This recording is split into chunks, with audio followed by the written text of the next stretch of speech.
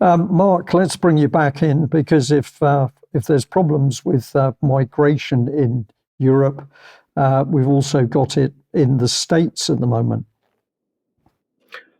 Oh, absolutely. On steroids like never before. In this first slide, I can be relatively concise in this report. Representative Henry Cuellar, he's from here in Texas, and colleagues, they visited Mexico on a bipartisan congressional delegation. Cuellar is a Democrat. He went with 3 Republicans. We'll move on from there. He had this to say. This is quite a clever quote. I have long said that the United States cannot continue playing defense on the 1-yard line known as the U.S.-Mexico border. We must work with Mexico to address the historic surge of migration before migrants arrive at the U.S. border. I'm pleased to have been able to raise these topics with President Lopez Obrador and Foreign Minister Barcina. And I look forward to working with our ally, that's Mexico, to address this crisis. But all is not well, as we'll see. We'll move on. This is me recently, this past June, with Joe Arpaio, a good friend of Donald Trump's. He's, of course, that legendary Maricopa County, Arizona sheriff, a man of high integrity, a real lawman, and there aren't many left. He had something very interesting to say. I talked to him last night on the phone, Brian, for about a half hour, and he reminded me that when he was a federal DEA agent back in the 70s, he arranged it so Mexico's military would work with the U.S. military, and they would nip in the bud the cartel shipments of drugs, guns, trafficking of people, and other contraband. They would nip it in the bud long before it reached the U.S. border.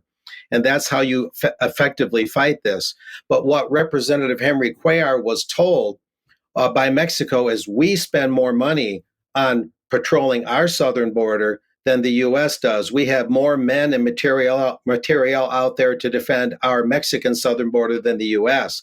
However, Mr. Arpaio, Sheriff Arpaio, agreed with me that you can't really trust what Mexico says. When Donald Trump was in as president, he brought Mexico to the table by threatening a lot of tariffs and other financial penalties on them if they didn't cooperate, and the border was a lot more secure. Now, this next slide will segue into one other major item for today. This is the migration and the 2030 agenda by the International Organization for Migration of the United Nations. And what's significant here is that 2 young citizen journalists, Anthony and Joshua Rubin, recently brought out a video where they embedded themselves in the migratory caravans, and they start in Quito, Ecuador, and they embedded themselves in this long trek all the way through the Darien Gap jungle, very dangerous, all the way through Panama, Costa Rica, Nicaragua, on up to Guatemala, across the Mexican border. And when they got to the Mexican border and went across other borders, there were no border agents visible, especially in Mexico, where they say they're outspending the U.S. on their southern border security. There was no sign of any border security being enacted by Mexico. Therefore, it appears that Mexico is just allowing these caravans to traverse Mexico up toward Texas and other areas along the U.S. southern border without any intervention whatsoever. So Representative Henry Cuellar and his delegation apparently, I'll stress that word, was lied to based on what we know now. And along the way, the IOM, the International Organization for Migration, Brian, they had posters and advertisements all along that long trek from Ecuador to the Texas border. And the European Union had posters, and Doctors Without Borders had advertisements. And all of those organizations, Brian, helped set up supply chains and supply depots and stations where the migrants, as they're called, can get food, water, clothing, other supplies. So even the EU, as well as the UN-associated IOM, are actually physically and tangibly helping this invasion to the U.S., even while Mexico apparently is exaggerating or completely misrepresenting its own border security measures. And to wind up for today's report, I have just a couple more slides. This also comes from the report from those citizen journalists. Meanwhile, New York City becomes the largest municipality in the U.S. to allow non-citizens to vote in local elections. That's from the Washington Post. and a paper called The Eagle. Non-citizens will be able to vote in D.C. starting next year. A couple other things here, and that'll be concluding. The Illinois legislation would allow U.S. non-citizens to become police officers. Imagine that. They break the law to get here, and that these illegals then could become police officers conceivably. States look to hire illegal immigrants to fatten struggling police departments. There it's more blunt.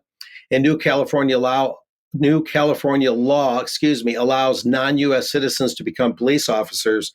So this is the insanity that is the insult to injury and everything I've described, Brian. And one other thing, this is just an announcement. Meanwhile, Eagle Pass, about 300 miles from where I'm sitting in Texas, Yuma, Arizona, and a location along the California border are going to be locations where a convoy, now en route, starting today, is going to converge, and they're going to have rallies and speakers at these locations. It's called takeourborderback.com, and they're going to protest the lack of effectiveness, really the betrayal by U.S. federal border officials and border agents.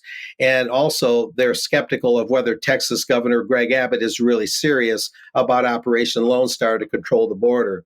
So lots of very urgent and dramatic matters going on, Brian. I don't know if you guys have any comments, but that's what's shaping up.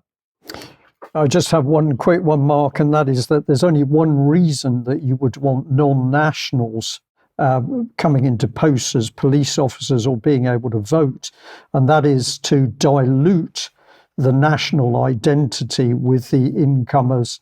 And so what we're talking about here is revolution. I've already mentioned that word in today's UK column news, and I think this is a correct application.